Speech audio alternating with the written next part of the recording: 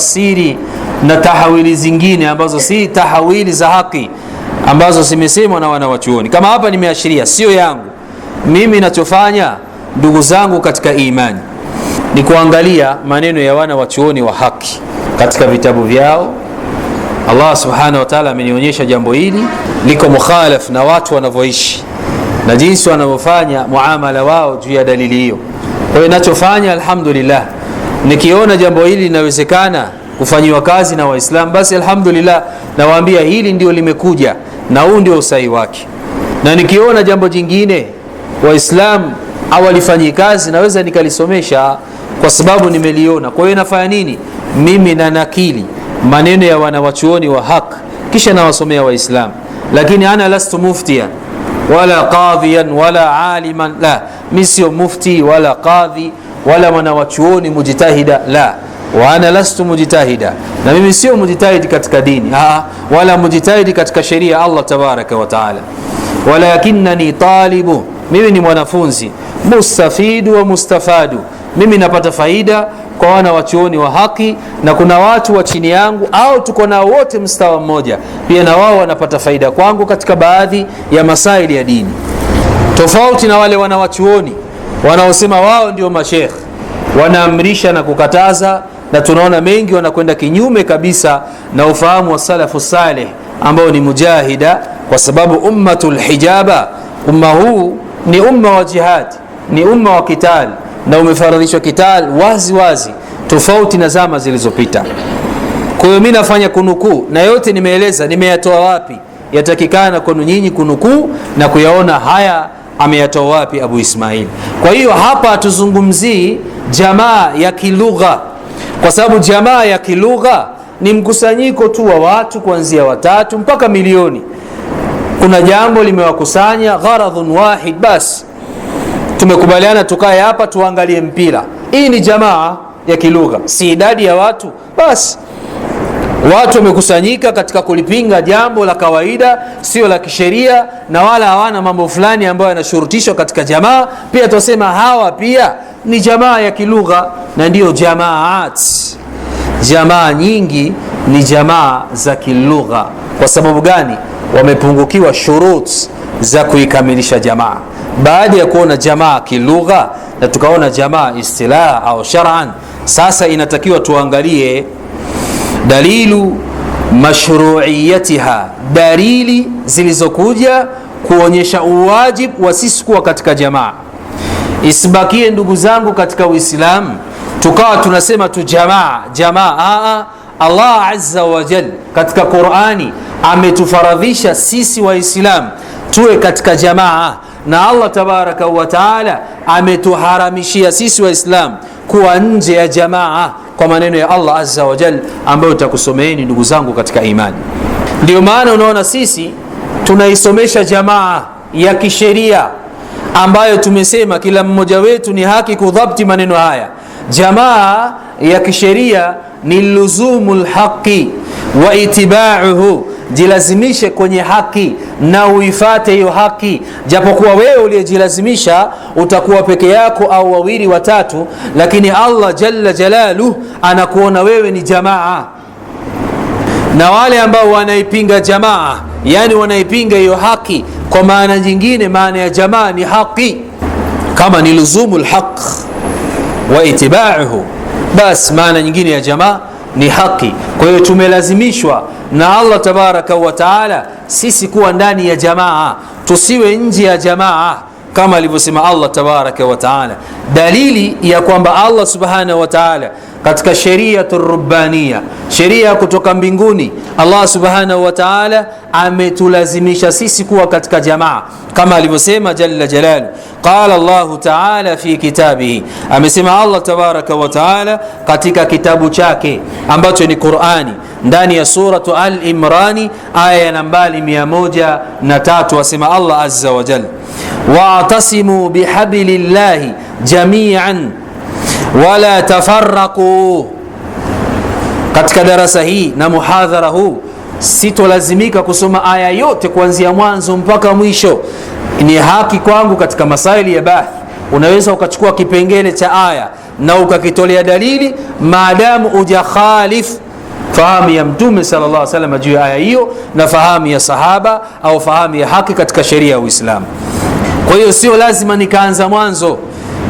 Nimeanza kusema kauli ya Allah azza wa jalla ambayo inaonyesha sheria kwetu sisi kukaa ndani ya jamaa. Allah asema wa'tasimu bihablillahi jami'an. Kalimatul jamia ndio linatufanya sisi tuone kuna uwajibu wa kuwa ndani ya jamaa na ni haramu kuwa nje ya jamaa. Kwa hiyo yote katika sisi aliyekuwa nje ya jamaa amekhalif kitabu na sunna kwa ushahidi na uanza kuuleta. Angalia suratu Ali Imran aya nambari 103. Allah anasema wa'tasimu, shikamaneni, fungamaneni, kumbatianeni, wa'tasimu bihablillahi jamia. Na hablu ukienda katika tafsiri Ibn Kathiri asema maana hablullahi jamia, hii hablu manake ni dinul islami, ni dini ya Uislamu, jamia kwa jamaa. Na jamaa anayozungumza Allah azza wa jalla siku zote ukiikuta jamaa kwenye Qur'ani sio jamaa ya kilugha, bali ni jamaa ya shara istilaha, jamaa ambayo leo wallahi mtaona ipo au haipo wenyewe kwa macho yenu na masikio yenu. Na tuache ubishi ndugu zangu katika imani. Sehemu kuna shubha andika, alafu na haki ya kuniuliza mimi, niulize vizuri ili uone pale ambapo mimi napostadili sio au ndivyo. Kwa hiyo wanawachuoni wameelezea wakasema dalili ya kuonyesha i'tisam, mshikamano bihablillah kwenye kamba ya Allah, laysa bifardi, sio ya mtu peke yake kwamba huyu ameshika kamba ya Allah ameushika Uislamu peke yake, hapana. Bali Allah azza wa jal ametulazimisha sisi kwenye dini yake tuwe jamian, maana yake ni amri. Wa'tasimu ni amri lilwujubi, sio istihbabia kwamba inapendeza nyinyi kushikamana, hapana, kama sitakavyokuja dalili nyingine. Kwa hiyo ndugu zangu katika iman, tumelazimishwa na Allah tabaraka wa taala kuwa ndani ya jamaa kama alivyosema Allah azza wa jalla wa'tasimu bihablillahi jamia, shikamaneni, fungamaneni katika dini ya Allah subhanahu wa ta'ala kwa pamoja, wala tafarraku, na wala msifarikiane. Maana kufarikiana ndiyo kuanzisha firaq, vikundi vikundi. Allah ametuhimiza tuwe kwa pamoja kwenye jamaa, yani bimaana aljamaa, maana yake nini?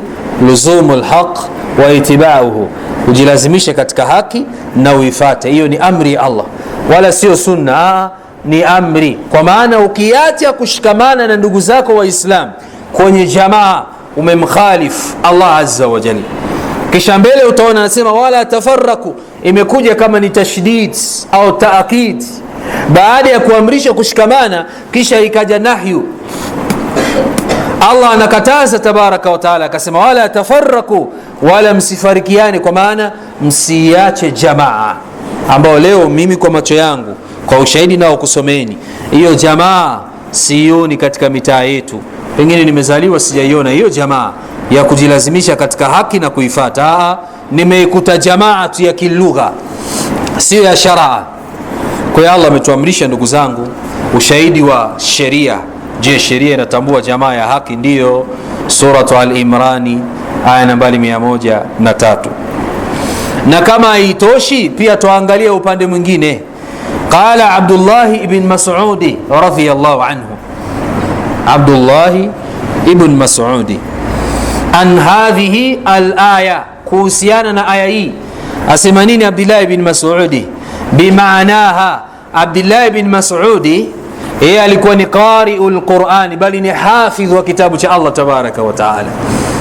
Abdullah ibn Mas'ud yeye ndiye aliyemsomea Qur'an Mtume sallallahu alayhi wasallam Suratun Nisa, akamsomea aya mpaka Mtume sallallahu alayhi wasallam machozi akamtoka, akamwambia basi ya Abdullah ibn Mas'ud, tosh, Qur'an imemliza Mtume sallallahu alayhi wasallam.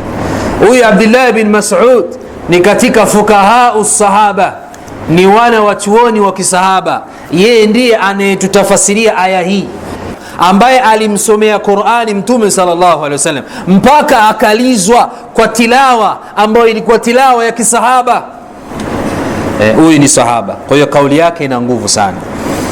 Asema hivi Abdillahi katika maana yake, akasema qaulullahi azza wa jalla, qauli Allah aliposema wa'tasimu bihablillahi jamia wala tafarraqu, maanaha aljamaa.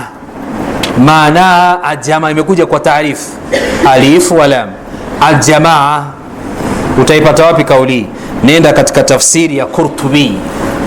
Tafsiri ya Qurtubi, andika hizi nukta muhimu sana, na unapokuja kufanya munakasha na mimi ufanye munakasha wa kielimu. Utanikuta mimi ni mwingi wa maswali sana kwako wewe. Nenda katika tafsiri ya al-Imam Qurtubi katika suratu Al-Imran aya nambari 103, uangalie kauli ya Abdullah bin Mas'ud radhiyallahu anhu, amesema wa'tasimu bihablillahi jamia. Akaelezea maana ya hii inatulazimisha sisi kuwa aljamaa, tuwe katika jamaa. Wakadhalika kadi urida al-amru biljamaa, na pia imepokelewa amri ya sisi kuwa ndani ya jamaa. Sarihan, iko wazi kabisa, anil Harith al-Ash'ari, kutoka kwa sahaba wa Mtume sallallahu alaihi wasallam aitwa Harith al-Ash'ari radhiyallahu anhu, qala, anasema sahaba huyu, qala Rasulullah sallallahu alaihi wasallam, Mtume sallallahu alaihi wasallam amesema, katika hadithi ambayo ameipokea Imamu Ahmad wa Tirmidhi wa sahahahu, na al-Imamu Tirmidhi akaisahihisha hadithi hii rahimahullahu ta'ala. Unaweza ukaangalia katika sunani ya Tirmidhi na pia kwenye masnad ya Imamu Ahmad pia utaikuta hadithi hii ya Harithu al-Ash'ari radhiyallahu anhu, asema qala Rasulullah sallallahu alayhi wasallam, amesema Mtume sallallahu alayhi wasallam kwenye hadithi ndefu sana ndugu zangu katika imani. Mtume asema hivi, wa ana amurukum bi khamsi, na mimi nakuamrisheni enyi ndugu zangu Waislamu, enyi masahaba zangu, enyi ummati wangu, nakuamrisheni Allahu amarani bihinna, Allah tabaraka wa taala ameniamrisha mambo matano, na mimi nakuamrisheni mambo hayo matano. Na hapa pia hadithi hii ni ndefu, nimeichukua kwa mukhtasar, si baya nikakuelezea hadithi hii imeanzaje. Kuna mambo ambayo Allah tabaraka wa taala alimpa Nabiullahi Yahya alayhi salatu wasalam ayafikishe kwa Bani Israil, lakini kutokana na nyudhuru au na dharura aliyokuwa nayo, mambo haya akuyafikisha haraka mpaka Allah subhanahu wa ta'ala alipomleta Isa ibn Maryam alayhi salatu wasalam. Na Isa ibn Maryam alayhi salatu wasalam akaamrishwa na yeye yale mambo matano aliyoamrishwa Yahya alayhi salatu wasalam, akaamrishwa Isa alayhi salatu wasalam ayafikishe mambo hayo matano. Kwa hiyo Isa kwa uadilifu alayhi salatu wasalam akamwambia Yahya, kuna mambo matano Allah azza wa jal alikuamrisha wewe uyafikishe, lakini ukuyafikisha. Unaonaje mimi Isa alayhi salatu wasalam nikiyafikisha mambo haya matano? Yahya akasema hapana, ukiyafikisha wewe mimi nitaingia katika makosa, bora mimi niyafikishe. Na Mtume sallallahu alaihi wasallam alipopewa utume, hivi ndio atuambia, na mimi nakuamrisheni mambo hayo matano, Allahu amarani bihinna, Allah subhanahu wa ta'ala ameniamrisha mambo hayo matano. Akayataja Mtume sallallahu alaihi wasallam, maamrisho ya mitume alayhi salatu wasalam, sio Mtume sallallahu alaihi wasallam peke yake, la, mitume alayhi salatu wassalam wameamrishwa. Akataja Mtume sallallahu alaihi wasallam, jambo la kwanza akasema umirtu bil jamaa, nimeamrishwa kuwa katika jamaa. Na ukiangalia kwenye hadithi imekuja kwa maarifa, bil jamaa, maarifa ile ya kujilazimisha kwenye haki na kuifata. Wasamii, na usikivu kwa kiongozi. Wataa, na utiifu kwa kiongozi. Walhijra, na kuhama katika miji ya makafiri. Wajihadu fi sabilillah, na kuipigania dini ya Allah tabaraka wa taala. Kwa hiyo dalili katika Qur'ani, suratu Al-Imran aya nambari 103 Katika hadithi ndiyo hii ya Harithi al-Ash'ari radhiyallahu anhu, imesimuliwa na Imamu Tirmidhi na al-Imamu Ahmad, wameelezea hadithi hii na imesahihishwa aina